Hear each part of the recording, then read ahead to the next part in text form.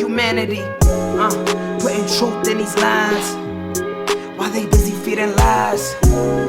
When you got that tunnel vision, gotta open up your eyes. Wake up and go to sleep. Man, I'm praying all times. And to my guys, ain't no other side. This for my brothers, I'ma pray we all shine. Lock the door. Go ahead, lock the door. Lock the door. Go ahead, lock the door. Yeah, you already know.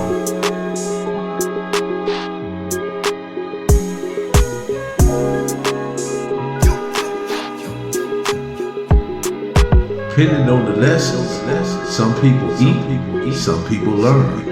But the game is gonna send you a big.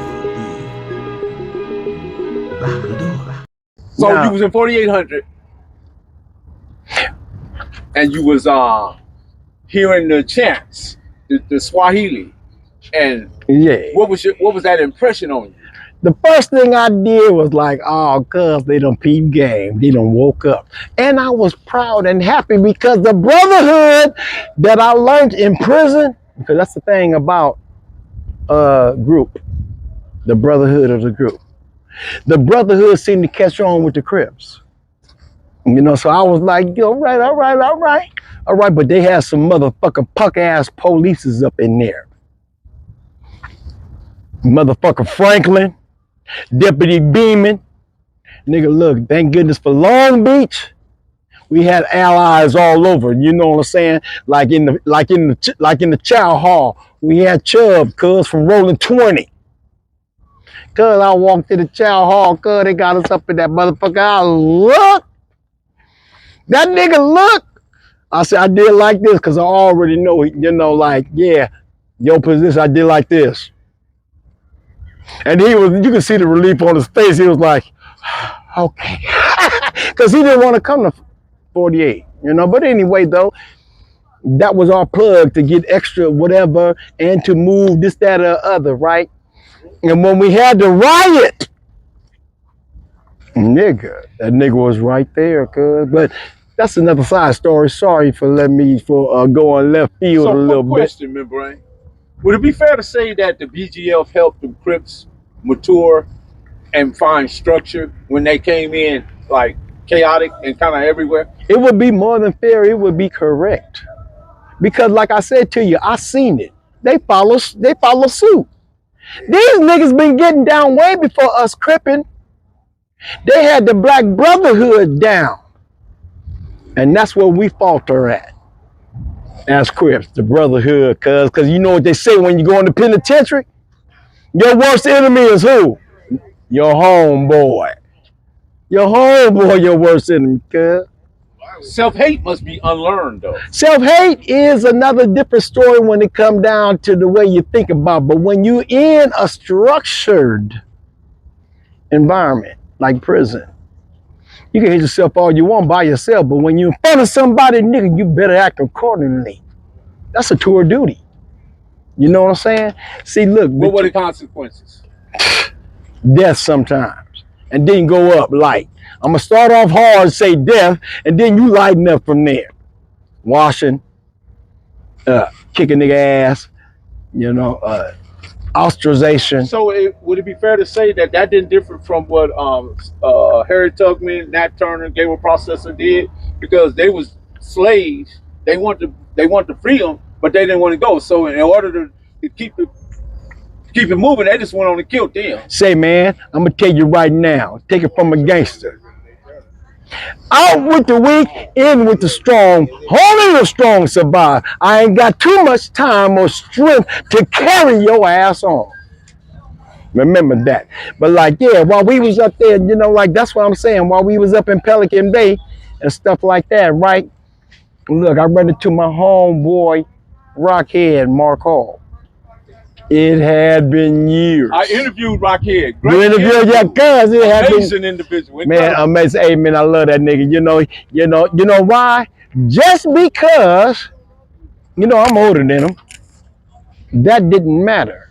But just because I knew who he was and how he lived his life and the circumstances of his life and staying down. Incredible information. Incredible. Look, man, I came to Tracy, cuz. Look, I came to What Tracy. year? I can't call it. Cause like, look, let me tell you something else about membrane. This is personal. When I go to the motherfucking pen, guess what I do, cuz? I chase the sack, nigga. I try to get high, nigga. Cause like, look, I ain't trying to be there. Now nigga try to frown. I said, you can frown if you want to, but if you run up, I'm gonna kick your ass. I'm gonna do my best on you, nigga. Give a fuck if I'm high or not. If you catch me slipping, like I recently got caught, not for being high, but that's how it is, cuz.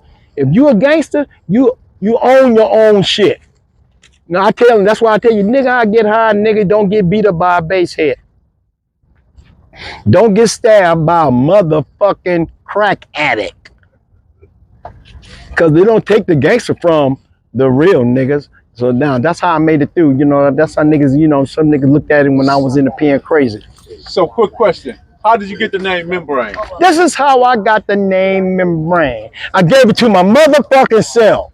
Look, cuz my original name is Daddy Charles, Sweet Daddy Charles, because I tell you, I got a lot of pimping in me too. Sweet Daddy Charles is my original name, but when I got to the prison, nigga, they wasn't calling no young nigga daddy. So it'd be fair to say you maintain PCH. Let me tell you some real shit. No, I didn't maintain PCA, but I damn sure grew up on that motherfucker. You know, this is the fair thing to say, that in the pen, I had to change my name because they wasn't calling no young nigga daddy, and there was too many niggas named DC. Nigga, I put it back to where, look, on the real. My homeboy Scott Bryan's in there, I used to smoke that dust. And they used to call me, oh, nigga, you membrane out the cake, and I didn't like it, but that's how that was.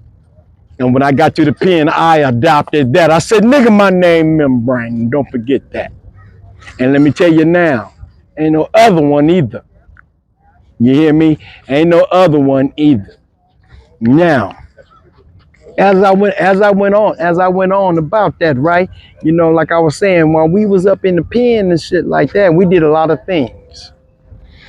The Mexicans won, the white boys won, we won, the Mexicans lost, the white boy lost, we lost too. So that's how we came, that's, you know, like our strength. Now, as far as Long Beach is concerned, in prison, we was always doing our own thing. You know why? Because we was a close net on the street. In Los Angeles, look, let me tell you, it's too big to have everybody come together. You know what I'm saying? So they had their thing. And we had to keep our Long Beach dudes from falling in that Los Angeles trap. You know what I'm saying? And like, let me tell you, I had help doing that. My brothers, Dantana, Bandit, me, it's me, and I got a couple of girl cousins. Nigga, that's gangster as fuck. But that's helped keep my gangster together. Who were the Insane Angels, man? While you mentioned it. I'm glad you said that, man. The first Insane Angels was Joanne Nims. They stayed right there on 21st, right next to Clock In all them, in them apartments and stuff like that. Joanne Nims, Nadine Nims, and Vanessa Wilson. And then from there, they had Joy Giles, and they had Sharon Giles, they had Gwen. We had females that wasn't bullshit. You know what I'm saying? And can't forget of like Rockhead just said. Can't forget about Trish, dog. Sugar Mama. You know, Sugar Mama and all of them. You know what I'm saying? Yes, sir. How you doing, Beefy? I just now seeing you. But anyway, though, right? But like, yeah, our angels was hard. They went to the pen and everything. You better not fuck with Sugar Mama from the pen. You better not fuck with Stephanie Mac from the pen. You know what I'm saying? Now let me tell you somebody else. She ain't been in the pen, but she did some time in the county jail. Her name is Maisha. That's Hot Daughter. There's some gangsters. These motherfuckers that I'm talking about are still relevant today. They get the same shit that I get, like this one. You too old to be. You know what I'm saying? Nigga, it don't stop till the casket drop, nigga. I don't know nothing else to do, motherfucker. What you talking about? This Crip. That's no bullshit. This Crip. Like a motherfucker, man.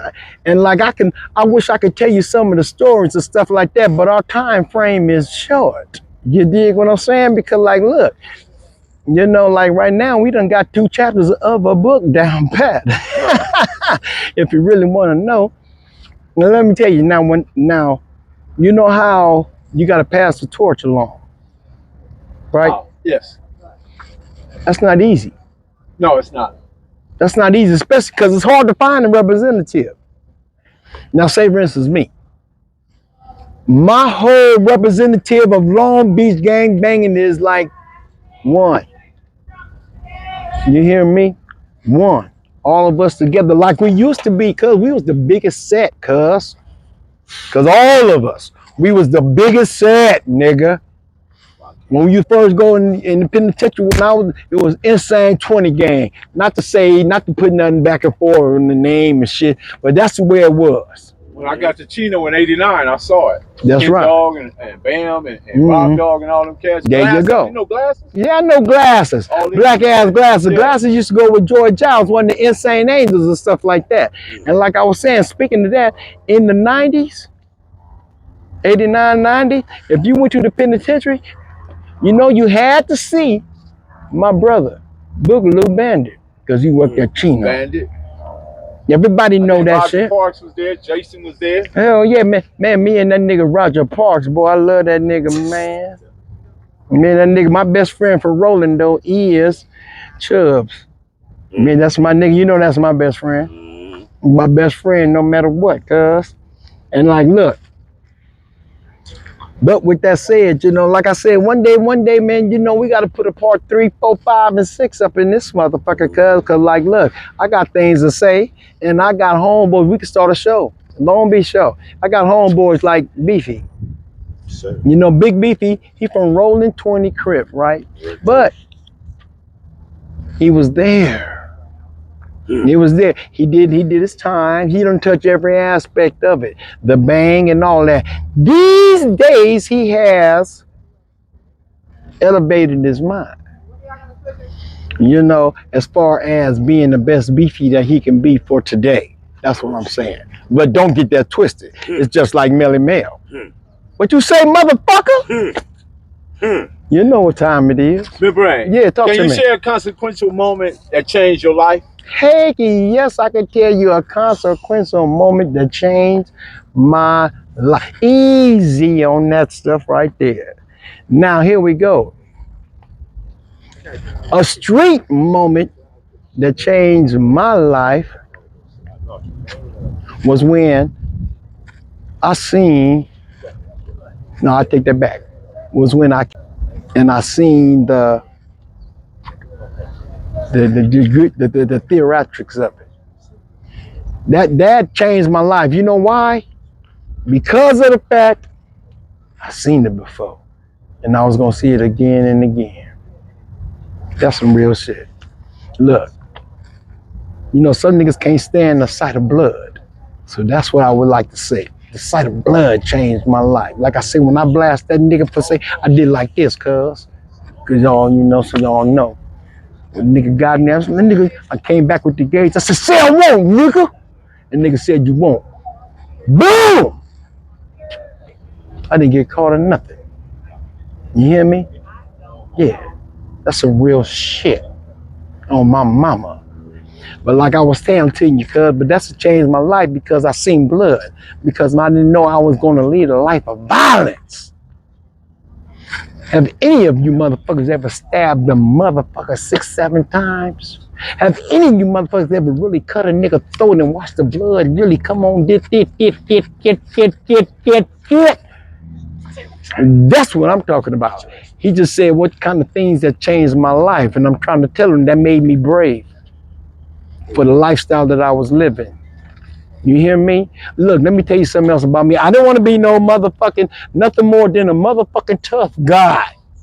I don't want to be no fireman. I don't want to be no motherfucking police. Nothing like, wait a minute. I did want to be a trash man because them niggas was buff. What motivated you to want to be a Crip, though? What was the motivation? What The street life impact? period. The street life period. When I first went to motherfucking LP, I escaped. Then I went to East Lake. When I went to East Lake, like I said, I wanted to be a tough guy. I seen some other tough guys, nigga. So it's like, yeah, I just had to measure up. It was my mindset. I didn't want to be nothing positive because I wanted to be what I seen. Look, let me tell you, my mama was a whore. She had me at 14, me and my brother. Nigga, we street raised. I'm not lying, man. That's what, you know. I didn't have no aspiration. Like, my mom didn't say this to me. Hey, you're going to college. How about your mama? Bet she didn't say that shit to you. If she did, she only said it 2 times after she seen your motherfucking ass stand in the street like my mama did. So, membrane. So, what role do family play? Because they don't ask to be a part or be attached or subject to what the streets are. Number one, first thing first. Okay. This is where family plays. If you're a gangster or a street person, family is first. So that means you don't bring nothing to the family that's gonna rub off, splash on them, or ooze out on them. You keep your seat in the street. You gotta be a real nigga. You gotta live by the code. You can't live, play the game, I should say. Niggas like me, Rockhead, Chicken George, and all them, we live by the code. That means we in check. Niggas that play the game, out of check, and you're at the mercy of the game. Lock the door. Cali finest, baby. Proof of grind all the time. Music money. Got a dollar sign. Hub City. I'm a street nigga. Streets fuck with me. I'ma keep pushing products till the fans get me. It's guap off top. Diamond Cartier. That nigga wall won't give a broke bitch the time of day. They see me climbing. They see me shining. That's hard work. Proof of grinding. New money got me tipping in that 550. Ali, bad man, and I'm so pretty. I got that tech with me. That's my hater spray.